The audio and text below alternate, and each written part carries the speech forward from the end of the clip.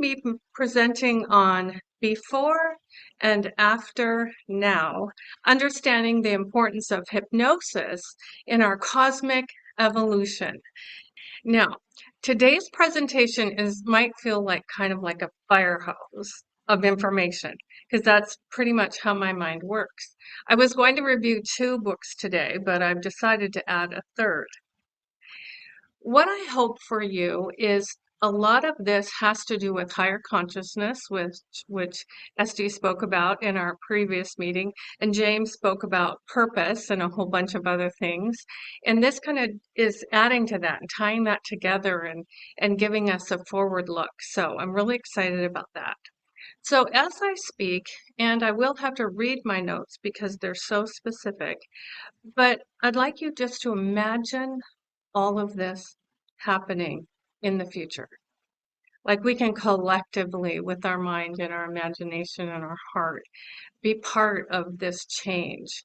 Okay, so my sister suggested that I listen to the book, The Future Human by Lee Harris. And the final chapter was about the evolution of our soul in the future, and how if we can achieve a level of higher consciousness, that it will literally shift humanity, the human culture, the human story, and the whole planet and the cosmos, actually. And that I was just so excited. It says if we can, in the next 15 years, we're going to see a significant shift. And I got really excited about that because the heart healing, the soul, inner mind, subconscious stuff is all what we're about.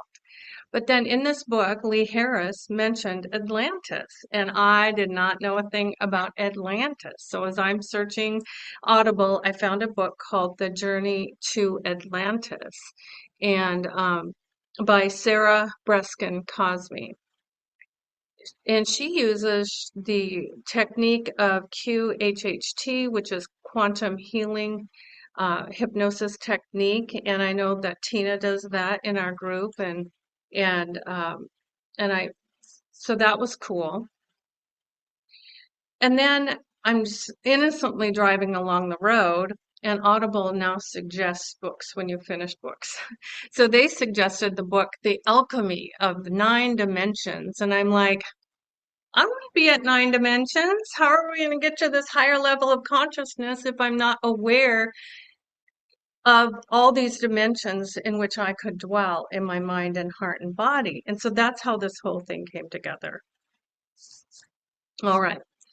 So I'm going to begin with the before, which is a hypnotist journey to Atlantis. So it's going to give us an alternate view of our origin, which I love. If I could change my mind about everything every day, I'd be super happy. So this just gave me a really wide, broad, bigger, wider, deeper view of our origin on the planet. And so what I'm going to read the story. This is only one storyline in the entire book. There's many, many more that I skipped, but I'm going to read what Sarah, the QHHT practitioner, found out from her clients. And so anyway, let's get started. Okay. The story began when a neighborhood mom named Jen had a fluid-filled brain tumor that she could only be addressed by taking steroids for the rest of her life. And Sarah the practitioner knew she could help Jen.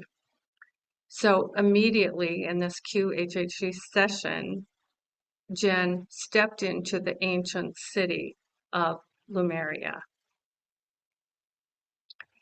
And then after this first session, Jen's brain tumor began to shrink and resolve, and within a month it was gone, which is medically not possible. But it became possible because her body was still dealing with the stress of what happened in Lemuria. And once she realized what that was, it was able to resolve itself. So that's really cool. So this story reveals the collapse of Lemuria and Atlantis. Many of you may have been in these places and may have been in these ancient civilizations when it was going well. Well, this is a collapse, so that's why it's rather negative and unfortunate. So I want to point that out. Okay. So the Lemurian culture was led by women because of the knowledge of healing through plants and through the mother and daughter passing this information along subconsciously and biologically. So Lemuria also had positive energy laden red crystals, which are apparently created when asteroids do things. The queen's first daughter, the queen of Lemuria, died by falling into a chasm. So a myth that was passed along to this group of people that two sisters of Lemuria and Atlantis would join together to form a new community of some day. The older sister who died was from Lemuria. The younger sister will be taken to Atlantis. So when the young princess and her grandmother had times of meditation, they both sensed this foreboding happening in Lemuria, which confused the young princess. And the grandmother said, "Oh, it won't happen. Let's forget about that." So they just weren't really able to face what they saw might happen in the future. Now, I'm going to call the Princess Jen because that's the name of the client that has disclosed all this information in the book. She's got a different name, but I want you to keep track of the characters. So we will see later in this story that the prediction does come true, but it's in Egypt in front of the pyramids. That's a little foreshadowing for you. Okay. So Atlantis, the other ancient city, was plagued by a virus, and the people were vaccinated and quarantined. And the leader and a group of people went to Lemuria to find the secret of their extremely high immune systems and to get more of those red crystals for himself. The group flattered and convinced the queen that they would bring the communities together, like that story that they had heard for so many years. So Atlantis was more advanced technologically, so the queen was interested in joining forces, Lemuria and Atlantis. But Princess Jen tried in vain to convince her mother that the leader from Atlantis was deceitful. They came to find the immune system secrets, and then the queen was killed by this group of people, and then Princess Jen became the new queen. 2 weeks later, the leader from Atlantis planted atomic-like bombs in the ocean, which caused tsunamis that flooded and collapsed the city of Lemuria. Some inhabitants were away from the city at that time and survived. Everyone drowned and the city collapsed. Queen Jen was captured and taken to Atlantis. She was a prisoner for 60 years. Although tortured, she did not disclose the use of the red crystal's powerful energy. In her later years, Queen Jen was given a female helper to whom she could share telepathically the secrets of the red crystals. She told the girl to run to a certain place, to enter a portal so she could escape the catastrophe of Atlantis. For the 60 years that Queen Jen was tortured, the leadership of Atlantis was searching for more power. He recognized that animals had power and spliced the DNA and body parts from animals into humans. The hybrid people were often disabled for the rest of their lives or died. The two groups that did survive, the human and were humans and cats. They survived. This and humans and fish survived this. So the cat people, the cat parents, took as many cat children as they could to escape Atlantis. They had a premonition that something was going to happen.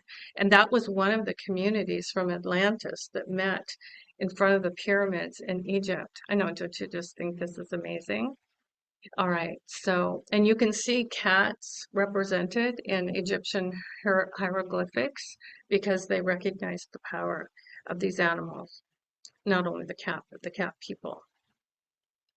The fish people became known as mermaids, and according to the clients that have recounted the story, mermaids are alive today and they live in caves in the ocean. Doesn't make you want to watch The Little Mermaid all over again.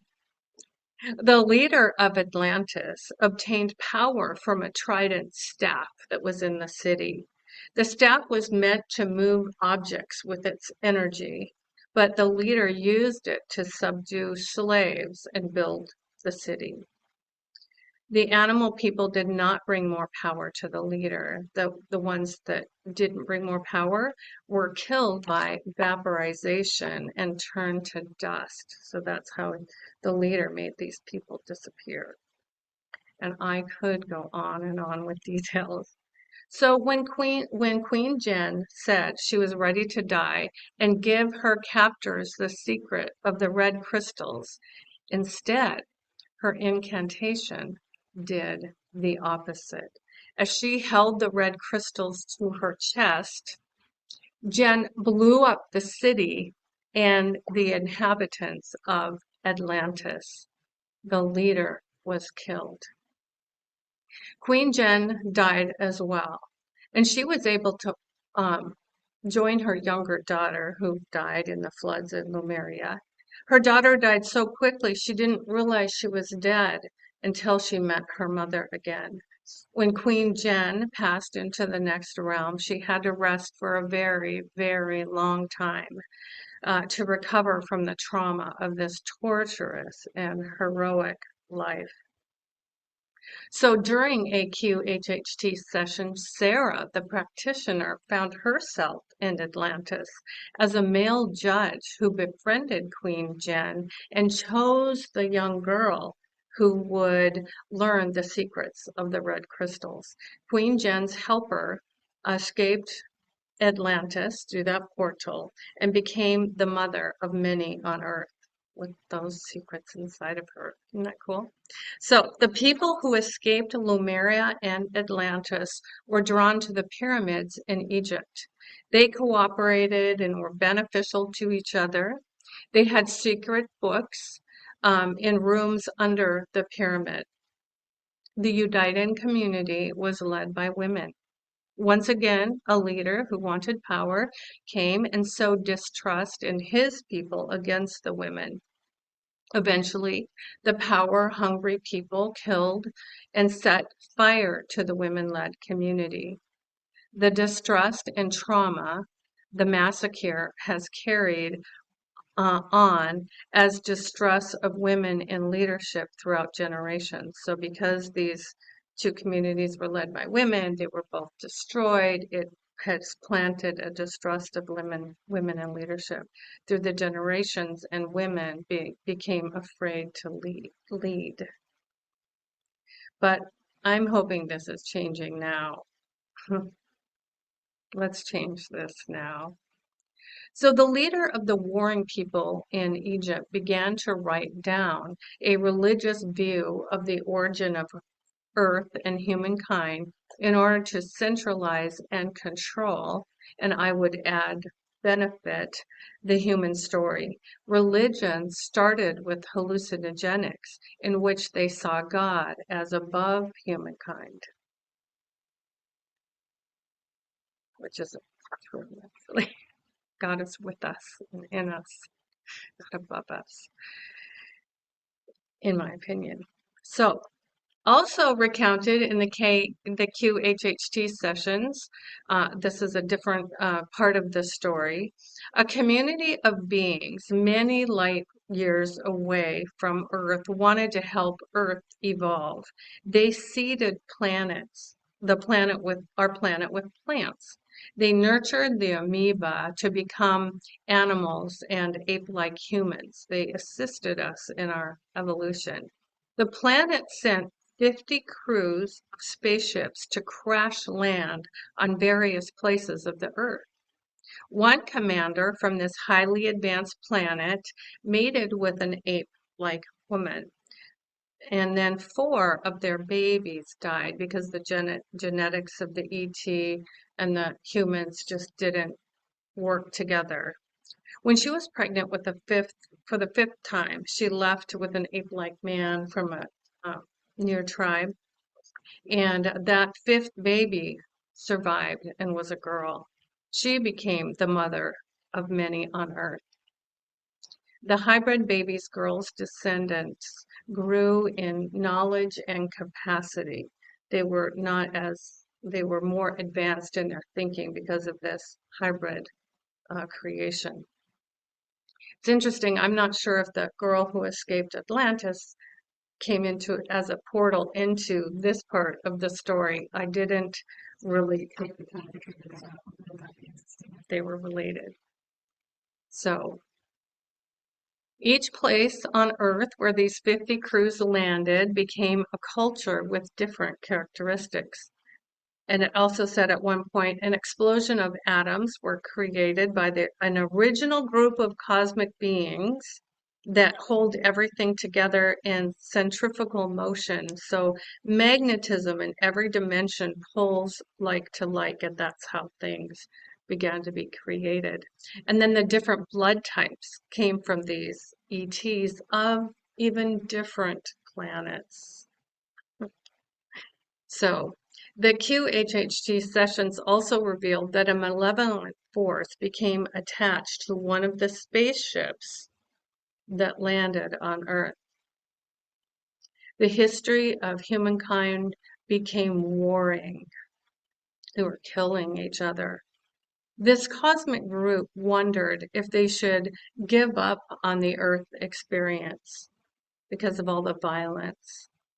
But they found that the life force that had been generated was so strong, they were compelled to continue. Isn't that great to know that our life force is better than the evil that we might perceive around us? And they had to continue. So emotions evolve from jealousy, rage, sadness, and grief to happiness, appreciation, gratitude, and joy. So even emotionally, humankind was able to evolve. Now here's where it kind of ties into the Earth. The Aboriginal people of Australia are the most direct descendants of Lemuria. Sarah's clients mention the Norse gods, Antarctica, Mount Shasta, the South Pacific, the Philippines, Vietnam, and the Florida Keys, to name a few of these energetic places on the Earth. The statues of Easter Island also come from Lemuria. So the following is other truths that were discerned during these sessions that are reported in the book.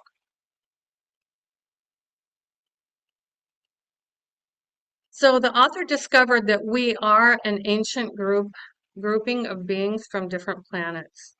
We will continue to evolve. We will never be alone. We have to see that the darkness of our past and false impressions has divided us and created misery on the earth. But we are to emerge into the light of love, equality, and balance. In the future, we'll be able to feel who a person is and use our intuition more. We will be guided by an internal voice rather than our eyes. And we do need to balance masculine and feminine energy to move forward. So karma is not a punishment, but a choice to do things differently. The negative has just as much role to play as the light does. We're moving into a great awakening of self and others to be who we are, and to feel our own greatness. Can I get an amen on that? To know ourselves deeply and to empower others to follow the inner self, which is our true identity at a deep level.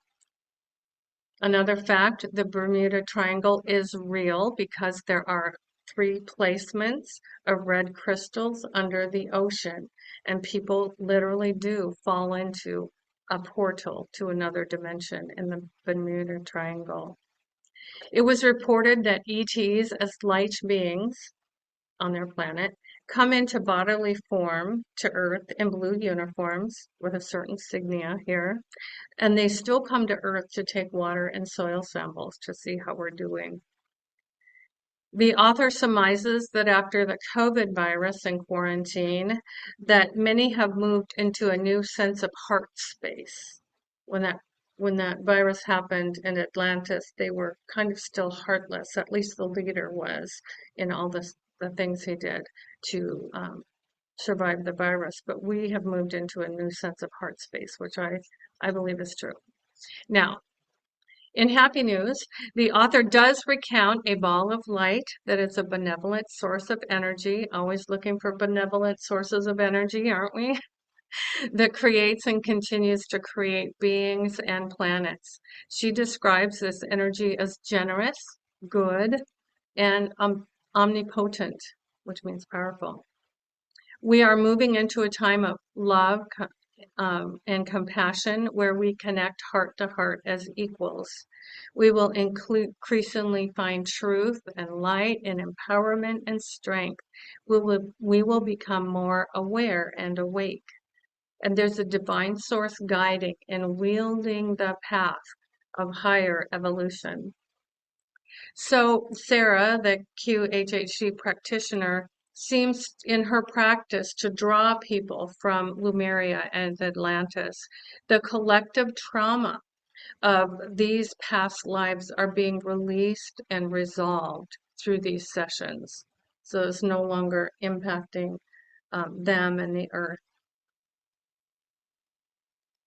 It's interesting to me that the author named current countries in which these events happened, which really brought it to the present day. To me, it brought the story to life, the struggles that we now face as descendants of all these beings and all these happenings.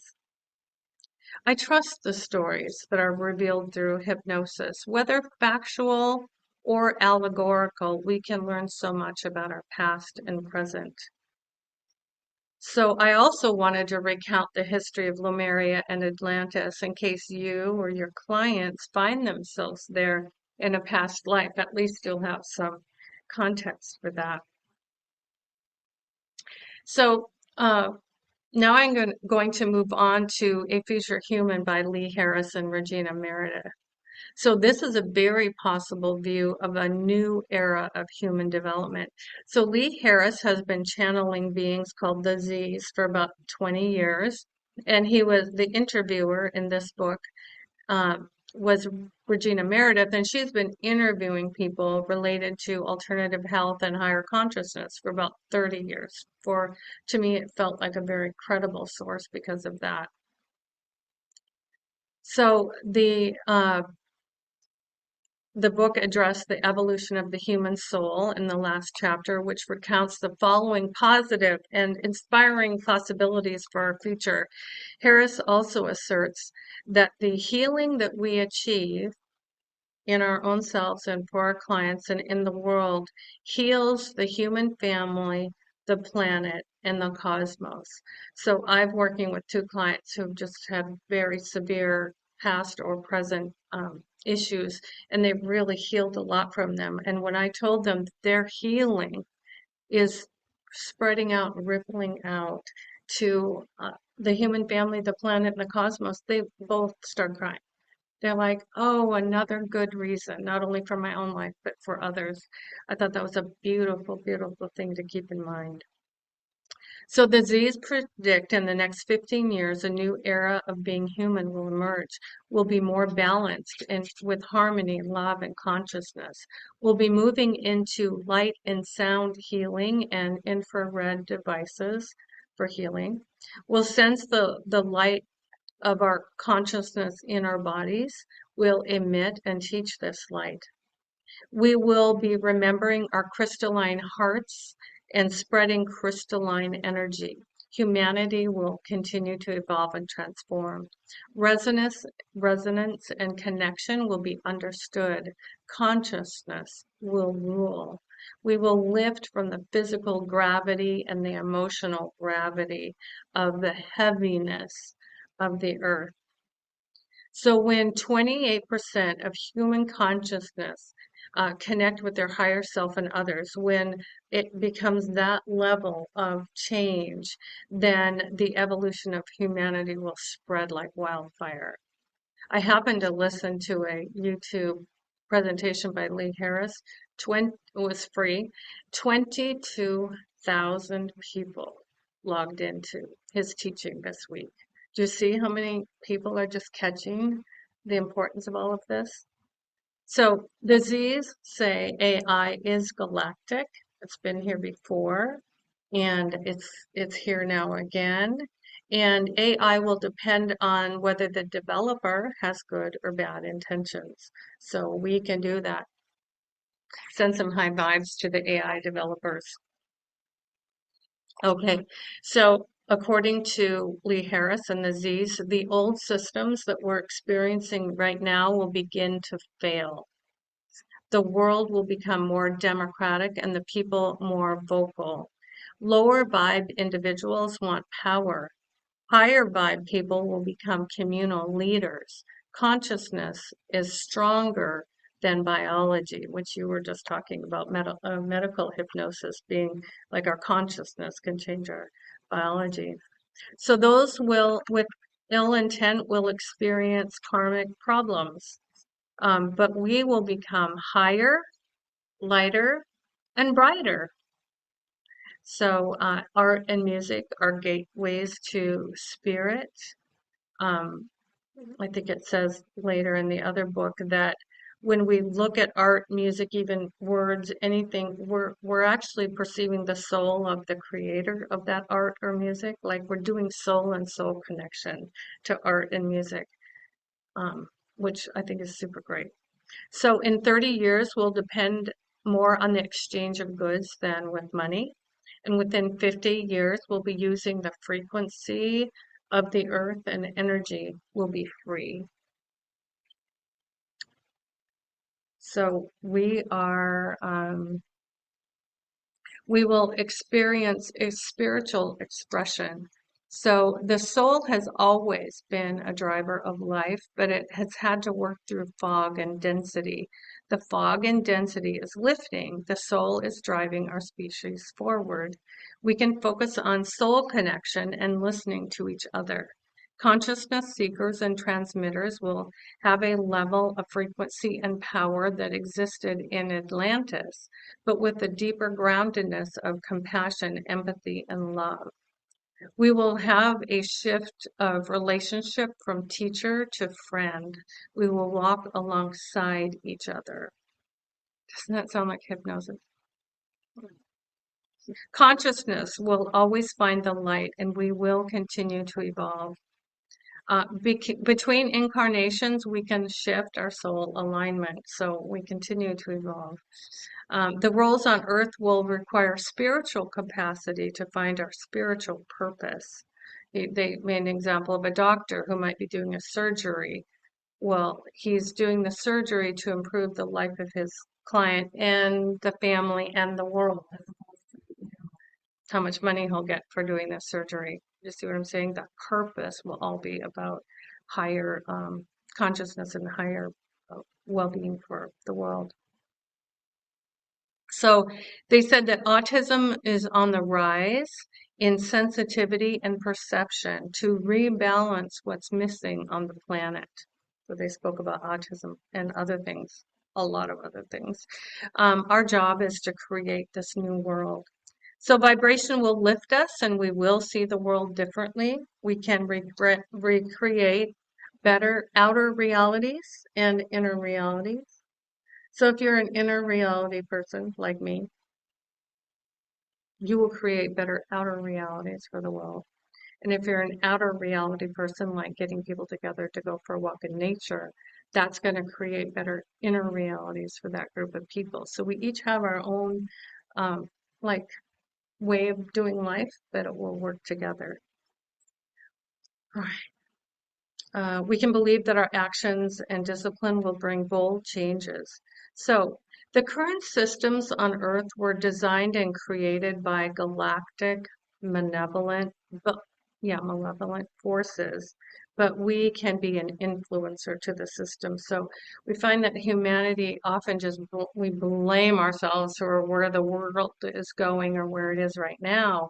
But if we can just see that there were forces that planted some of these systems, that it isn't like all our fault. So I think that's helpful. Another thing, and I don't understand this, maybe SD does, but that the age of Pisces is over and we're in a new era of the age of Aquarius. And the Mayan calendar has run its course, and now it's a new era because of that. Well, that's in the next book, but anyway, there's some stuff I didn't put in here that's coming to mind right now. All right.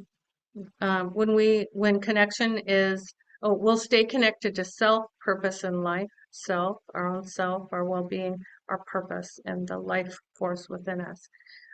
When connection is benevolent, like here in our hypnosis group, we will birth joy for ourselves and the world. That's why we love being here, right, Jody? Our hearts will support joy and connection, and people are important. Our quality of relationships will improve as we prepare for the coming decades of trust, safety, close connections, mirroring one another, affirming one another, and just being with one another. We will look for and find our spiritual purpose, which is for the highest good of all. We will look for where the Spirit shows up. We will awaken to bravery and courage given to us by Spirit to create a beautiful future. So I found all of that to be super helpful and in alignment with how we love to do life. And even though we might see the world differently, just knowing that we are, we're people of change, we can change. We can change the world by who we are and what we're doing. All right, well, that moves me on to this next book, The Alchemy of Nine Dimensions by Barbara Hand Clow. And I'll put the books in the description. So this is a 20th anniversary edition of her book. So it's been around a long time. And I think in this edition, in Audible at least, she added a lot of content. So for this journey, we're staying close to home in the Milky Way galaxy, which felt good after being influenced by all those planets for good or not.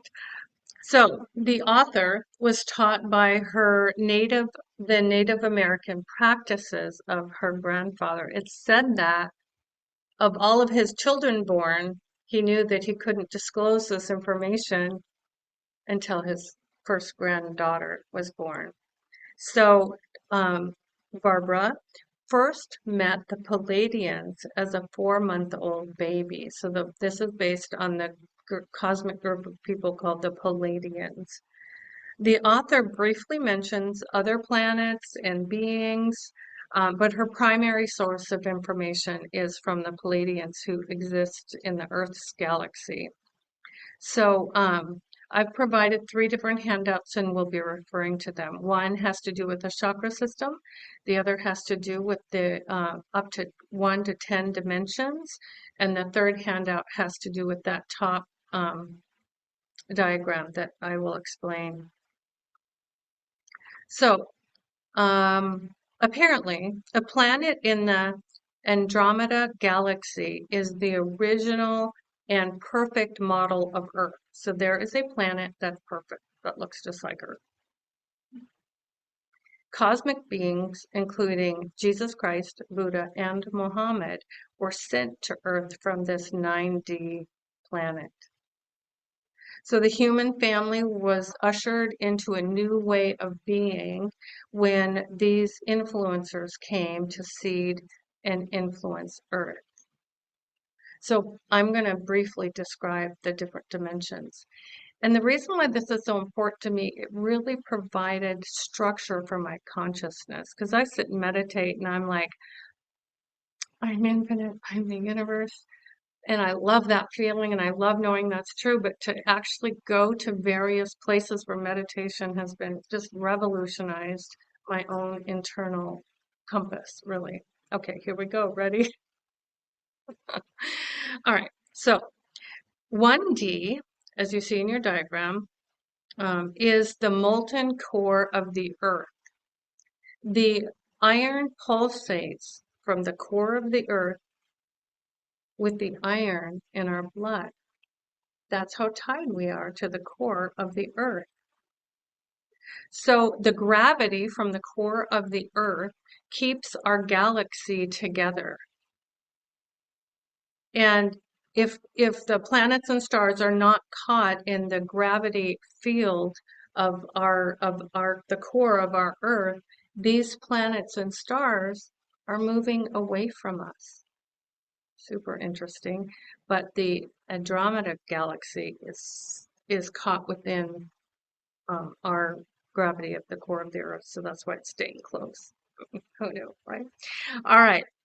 So anything 10D and lower will continue to be attracted to the Earth's gravity.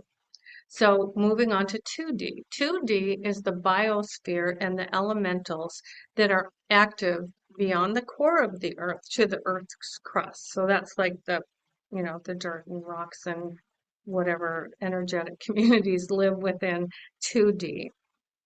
And 2D has a higher frequency than 1D. And what I learned is when we meditate and relax, we can slow our frequency to 2D and receive the healing energies from the earth. So I thought relaxing was just to, slow our breathing, to relax our body, to not be in stress, but literally to relax to a state where you're being that same frequency of the 2D dimension has given me a whole new reason to relax.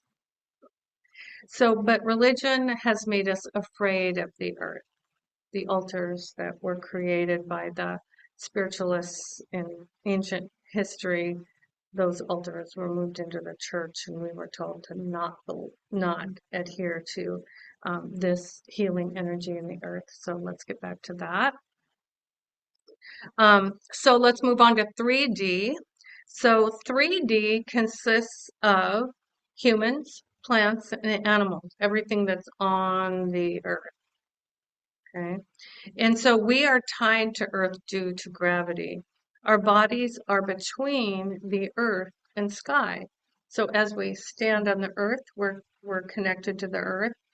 Our bodies are the dimension, and then our crown chakra, and as you can see in that chakra handout that I gave you, that ties us to the sky. So we are literally, vibrational beings within the 3D dimension. So trees are sentient. Their roots reach into 2D. Their trunks are with us and our bodies in 3D, and their branches reach to the sky, which is 4D and higher. That's cool. I have recently felt sad, and when you look to the top of a tree, your head is instantly raised. So I really encourage you all just to keep looking at the trees, look at the top of the trees, and it will raise your head. And that issue is resolving for myself anyway, so that's all good. All right, so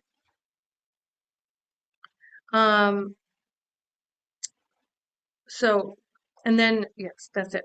Okay, so apparently time is linear in 1 to 4D, and I'll get to what 4D is. Because of the moon and the sun and the seasons, time is linear. So if time feels linear, it is linear. It is more than linear in 5D and above. So it's okay to believe in linear time now, and expansive eternal time, also is true, but we do live in linear time. Okay, so the diagram with the triangle there, it says slower energies move from, so physical energy is the one in which we dwell, and then emotional energy is a little bit higher than that. And then mental energy has a higher frequency than emotions, which I thought was super interesting. And then the soul is the higher energy of our beings. And so I really thought that progression was super interesting. And then the author said, to make time more intentional, stay fascinated. When you stay fascinated, you're automatically above 3 and 4D, which I'd love to stay fascinated. This has been a fascinating journey to create all this. All right, now let's get to 4D. This is where it gets a little bit serious. 4D is the noise of culture, politics, business, myths, archetypes, and the human collective mind. Probability and gut feelings are in 4D, hovering just above us. Entities dwell in 4D, and they have the desire to experience emotions and sensations in our bodies, which for me was a little scary to think about those entities wanting to experience life through my body until I learned about 5D, which I'll get to next. So, years ago, we went to Mexico, and my father-in-law paid for us to go on a parasail, where a boat goes out and then lifts you into the air by a rope, thank God. And the only reason I did it is because I watched how you land and they catch you. So I'm like, okay, they catch me, I'll do it. And I could not believe how silent it was up there. All the noise of the beach and the band is singing and all the noise, it all disappeared. And so I really have a sense of what 4D sounds like, right? And that 5D is just right there within our experience. So now Clow speaks a lot about the dualities in 4D. Whenever we have a dualistic perspective, us against them, they're right, I'm right, they're wrong. It causes chaos in our thinking and in our world, which is, I think, what we're experiencing right now. And she has an exercise in her book that talks about the polarities of 5D. I don't love the word polarities. So basically what she's saying, 5D helps us enter in as the middle ground of understanding. That's the concept I live with, to try to get opposing groups to at least understand each other and move forward together rather than being so opposed. And those capacities and sentiments are in 5D. Thank God. Okay. So she talks about in 5D, we can untie the knots of chaotic dualities. So when you're meditating on the earth and the people and what's happening, imagine that you're untying knots. I thought it was a great word picture. So let's move into 5D. 5D is divine consciousness, which is full of possibilities. So 4D has probabilities, but 5D has possibilities. When we welcome the love and creativity of 5D, 4D will change. The more we dwell in body, mind, and spirit in 5D, we pull divine reality into 4D and into our 3D bodies, and we untie the knots of 4D. We're breaking through 4D and diffusing its effects. So healing comes from 1D and 2D and 5 through 9D. And 5D is telepathic, which we're moving toward telepathy. And you mentioned that. Remember when we did that future progression? James is here, and he imagined a community 400 years from now and how telepathic we were. I know, so cool, right? So in 5D, love travels faster than thought. Isn't that great? Yay. I was really happy to realize that. And 5D pulses with love.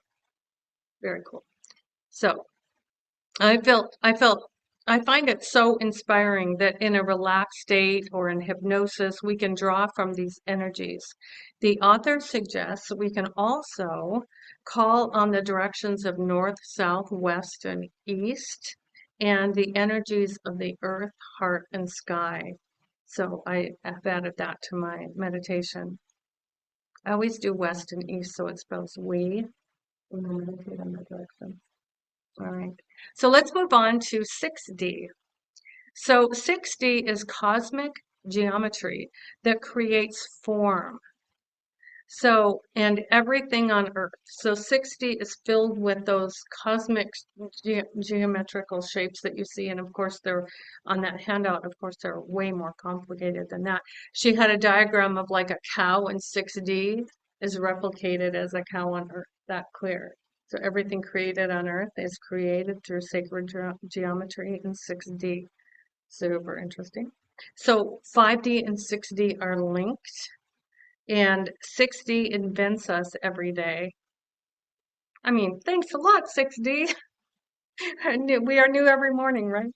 All right, so let's move on to 7D. So 7D is interesting because it's cosmic light that spirals faster and faster and faster until it becomes sound. So we have biophotons in our body that are light energy, and my light energy can become sound. So I have found my voice in 7D. When I meditate on that dimension, I'm like, I'm going to find my voice in this particular situation today. And many things have shifted for me. So birds migrate along energy lines and bring 7D sound to Earth. So now I open my door in the morning and listen to the birds sing and know that that sound is coming from 7D through the birds to the Earth. The soul in 7D can work with light and dark and move us beyond that darkness. Okay, let's move on to 8D. 8D is God, as we understand that concept, and the Galactic Federation of the Pleiadians, who is overseeing our planet. So 8D is the reason we feel the love of God as a constant energy source. And I talk about love all the time, you know. Divine mind contracts and expands based on what we send from our bodies in 3D. So it's like we can add to the love of God. We also can constrict it with our bodies in 3D. Gives us just a great thing to think about. So high frequency lives are mirrors of and send that energy to the divine from 3D. So the Pleiadians help us in 3 and 4D. Thank God they're here. They're helping us. And then we can meditate on 8D to co-create our lives. We can think about the geometry of 6D, the light and sound of 7D, and the divine, cosmic group of people in 8D, and they can help us co-create our life. We talk a lot about manifestation. We can, meditate on those locations in order to manifest what we want. All right, so moving on now to 9D is the energetic black hole of the Milky Way, which spins the cycle of time. So this black hole is a portal to new universes. So eventually, when we all become everything that we're to become, we can enter this black hole and then be spit out the other side and populate new universes. Now, that's fine. But it's just what's in the book. All right. I'd rather just stay here and be really loving. All right.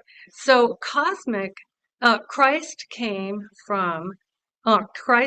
as a cosmic restart for Earth and as a singer of God's frequency of love so we can heal from trauma. So love is here so people can heal from trauma. And that's really what we're about too, isn't it? Yeah. Christ showed his cosmic light body in the story of the Transfiguration in the New Testament, and we can emulate this light body now. Eternal time is created in 9D and sent to the earth. All right, so as you can see in that diagram, 10D is the vertical axis between the core of the earth and the black hole of our galaxy. And that's just the description of that concept is 10D. And to the Andromeda galaxies that's still within our galaxy because of gravity.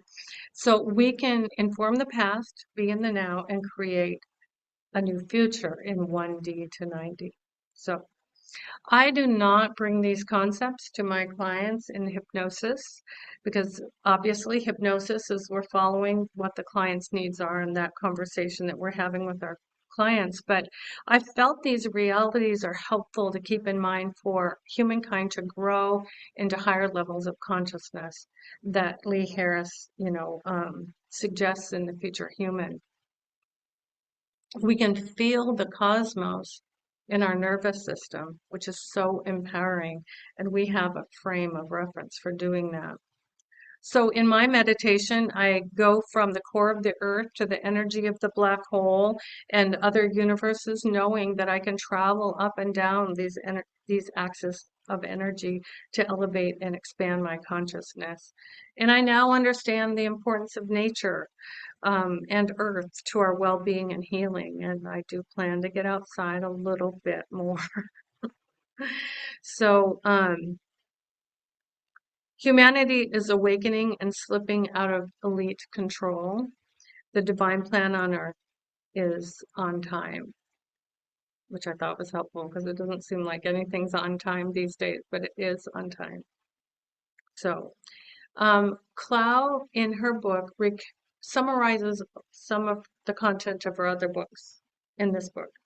And Clow recounts in recent history, and she names the year, but I didn't write it down, that there has been a discovery of a time machine that was created in the Atlantis and Lemuria time, because they were probably Atlantis since they were so advanced technologically. And there's one person, and she names the person. This time machine is in caves in Lithuania, and there's one person that has the intuitive capacities to run this thing, and it's all secret, from the military and stuff. All right, so she also, no problem at all. So she also demonstrates many scientific and mathematical constructs that describe the mechanics of the 9 dimensions. She gets into quantum physics and string theory and all this stuff that in each dimension she has science and physics. So bless her heart for being so smart. All right. And so then Clow also goes into the history of crop circles. There's a website called cropcircles.org that shows a lot of the crop circles.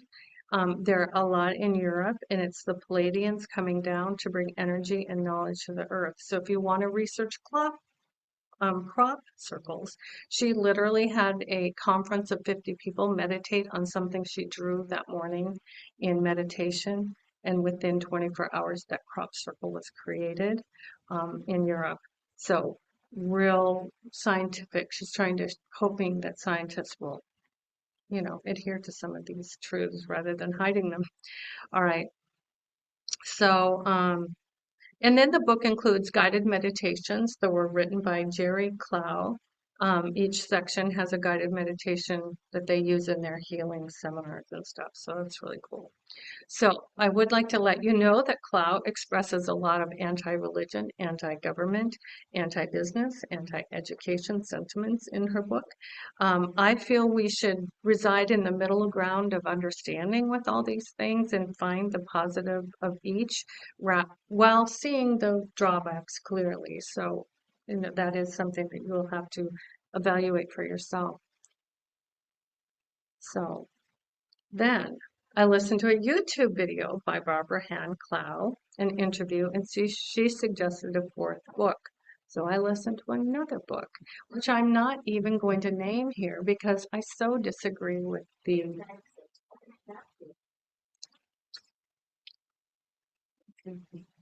Thank goodness for editing.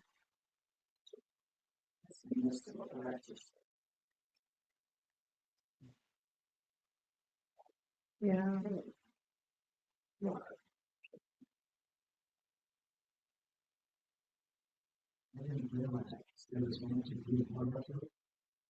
Oh, you can turn it all the way down. It doesn't work. Yeah.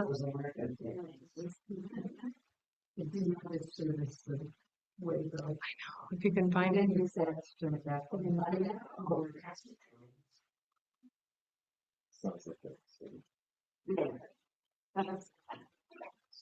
No. Okay, great. So, so this book led me to a fourth book, which I don't recommend, except for the following concepts from this author, Joshua Reichmann. So one of the concepts he had in this book, which I thought just blew my mind, he says 1 plus 1 equals another. So when we have an event happening in our lives and then another event happens, we come to a particular conclusion.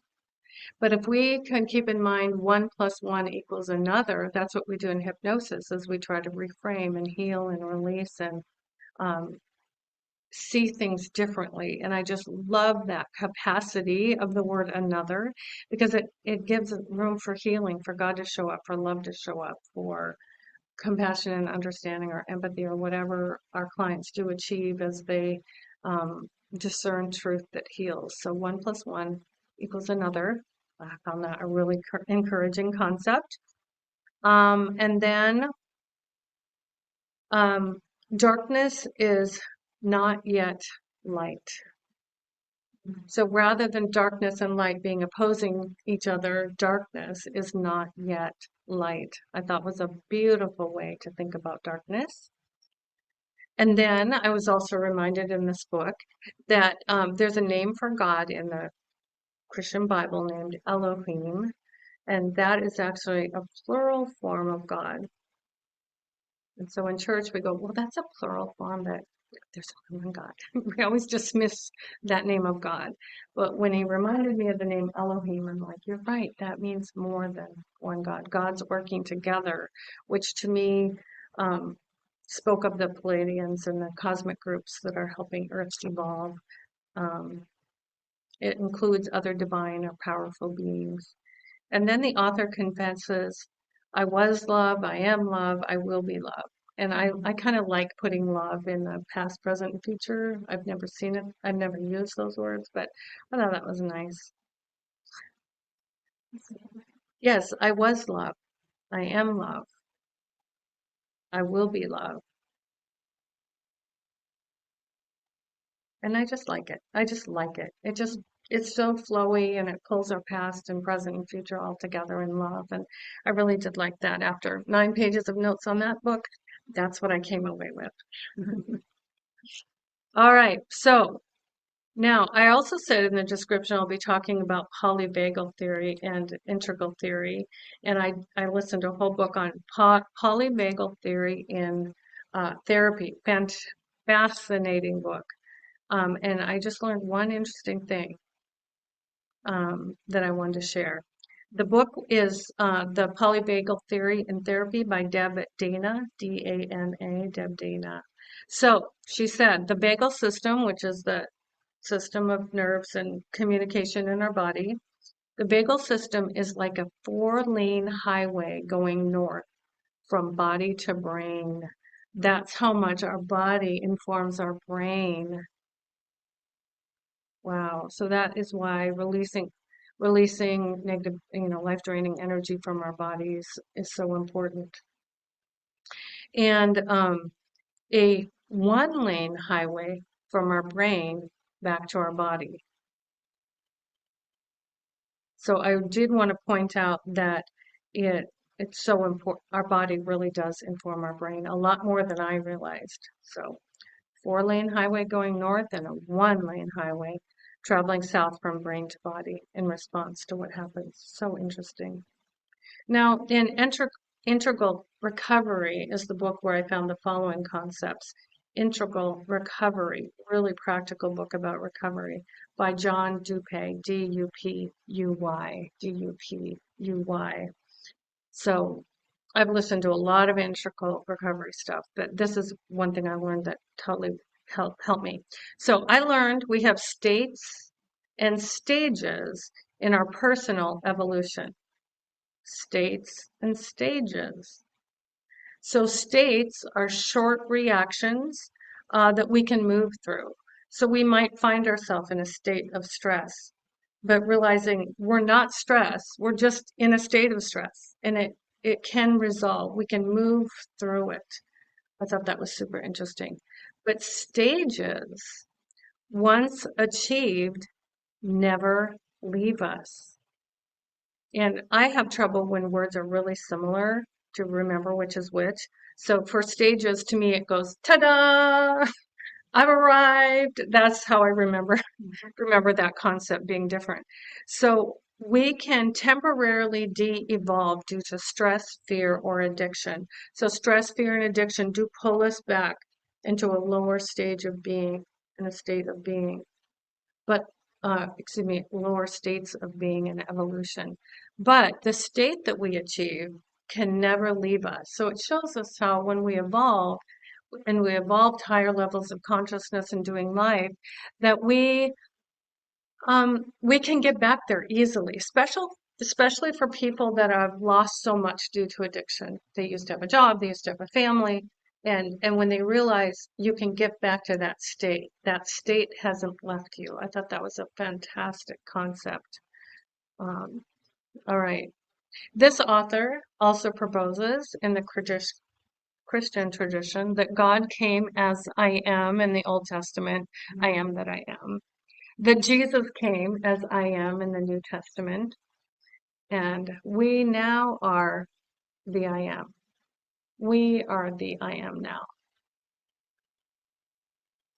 Each of us. We are the I am. And so I added that just for your benefit, because when I meditate on those two words, I am, and I'm soaring, just absolutely soaring in meditation, but then to remember in my daily life as I go and do my life that I still am that I am just really is so empowering to keep in mind that we are that I am now. So as I finished this presentation today, I was drinking some tea, and the note on my tea bag said, "Be guided. Listen to the whispers of the universe." Isn't that nice? Yeah, and that's kind of the new era that we are in, to pull in those good energies and knowledge from 5 to 10D and to listen to the whispers of the universe. So thank you for listening with your mind and hearts today. I love you all. Namaste. The divine in me celebrates the divine in you and in the world. Thank you so much.